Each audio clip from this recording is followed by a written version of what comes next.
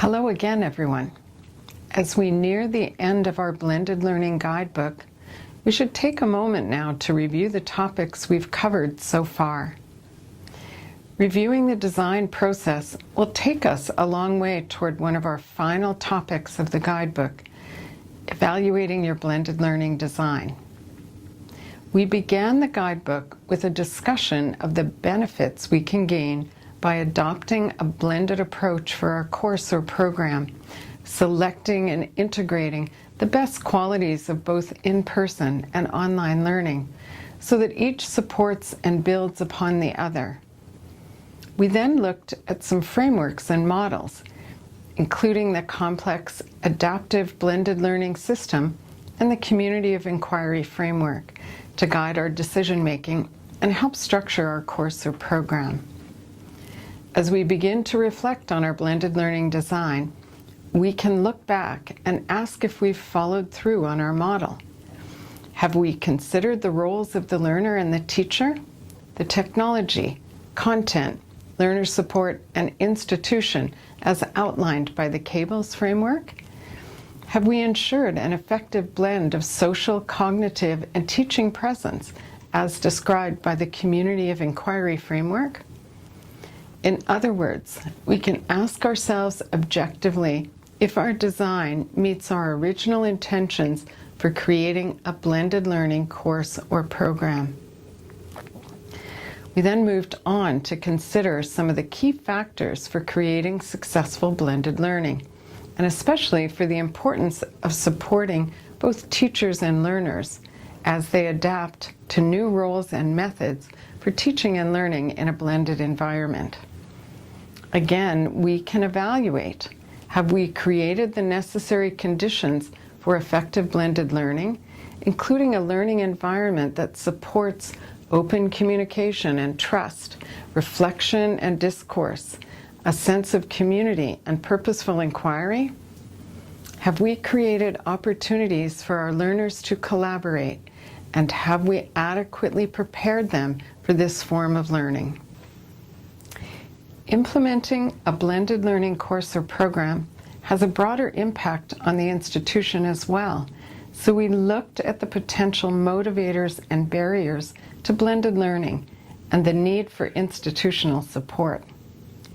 As we evaluate our course or program, we should ask, have we considered the institutional dimension, including organizational and administrative requirements and student support? Has our organization been adequately prepared to take on blended learning? And are there any organizational structures or resources we can use to support our design and implementation, such as a peer review design process? We then discussed the importance of aligning blended learning course or programs with student needs, carefully written learning objectives, and assessment. Developing learning objectives for blended learning can be more complex than developing them for in-person or online learning alone, as we will not only have to consider objectives for both in-person and online learning, but also bridging activities where each form of learning reinforces and builds upon the other. Above all, we want to ensure that our objectives are carefully selected to include both in-person and online activities, and that our blended course or program is not merely additional online options on top of an otherwise complete face-to-face course. Have we achieved an appropriate balance between the two? Do our objectives align with our students' needs? And do the assessments align with the objectives? This pedagogical dimension will be an important part of evaluation.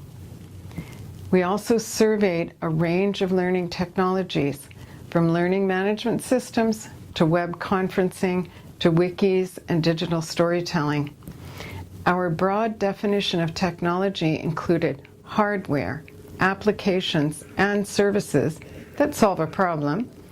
And as we evaluate our technology choices, we can ask how well our technologies align with our stated learning objectives. Do they create opportunities for the kinds of assessment we intended?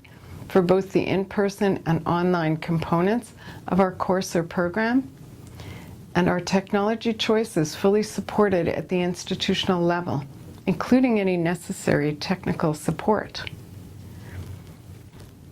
Finally, we took a closer look at learning management systems, open educational resources, and both synchronous and asynchronous activities as we worked out our blended learning designs at a much more detailed level. These too raise a number of important evaluation questions, such as whether we've fully considered student management and logistical issues, whether the resources we've selected are reliable, organized, and of high quality, and whether our activities offer a blend of both collaboration and reflection, making effective use of both face-to-face opportunities and the technologies we have selected, and meet our learning objectives. We saw that the Community of Inquiry framework provides us with a very useful structure for designing both our learning management system and our activities, and we can use it for our evaluation as well, checking that our activities support social presence, cognitive presence, and teaching presence, working together to create a strong and collaborative learning community. This chapter explores these various dimensions of evaluation, drawing in all that you have learned so far in this guidebook, giving you a framework not only to evaluate your particular blended learning course or program, but also to weigh the pros and cons of different learning designs, identify key principles, and gradually develop your own personal teaching philosophy for blended learning. Having gone through this guidebook, I am sure you will be able to not only design effective blended learning, but also demonstrate its effectiveness through reliable and appropriate evaluation. It is important for us to show the worth of an intervention, and administrators and managers of blended learning would be looking forward to evidence that it works. Even if we know that it works well when blended learning is planned and delivered well. Evaluation also provides us opportunity to improve and revise anything that did not work well. So we recommend you look at evaluation using the lens of continuous improvement.